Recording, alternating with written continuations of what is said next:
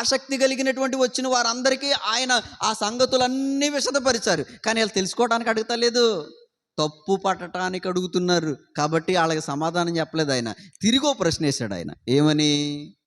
సరే అయితే నేనను మిమ్మలను ఒక మాట అడుగుదును, అది మీరు నాతో చెబితే నేను ఏ అధికారం వలన ఈ కార్యం చేయుచున్నాను అది మీకు చెప్తాను. అర్థమవుతుందా? ప్రశ్నకు ప్రశ్న, ప్రశ్నకు ప్రశ్నే. ఇప్పుడు యేసయ్య ప్రశ్న వేశారు అక్కడ. ఏమని?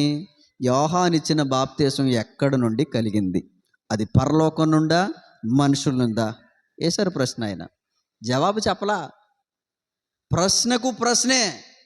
మీరు గమనించండి, ఈరోజు కూడా చాలామంది మీ బైబిల్లో ఇలా ఉందంట కదా, అలా ఉందంట కదా అని, లోతు కుమార్తెలు తండ్రితో పాపం చేశారంట కదా, లేకపోతే ఎలా అంట కదా, అలా అంట కదా అని వెటకారంగా వ్యంగ్యంగా తప్పు పట్టటానికి, అప్పుడు మనమే మరి అండి, అవునండి, అయితే అప్పుడండి అని అనేలోపు ఈలోపు అదేంటండి, అలా చేయటం ఏంటండి అని మనల్ని ఇంకా తప్పు పట్టడానికి, మనం అనుసరించేటువంటి ఈ విశ్వాసం ఏదో తప్పు మార్గం అని చిత్రీకరించేటువంటి ప్రయత్నం చేస్తారు. అలాంటి సమాధానం చెప్పనవసరంలా. ప్రశ్నకు ప్రశ్నే. రైట్, దీనికి నేను సమాధానం చెప్పాలంటే నేను నిన్ను ఒకటి అడుగుతానని వారి విశ్వాసానికి సంబంధించిన ప్రశ్న వేయాలి.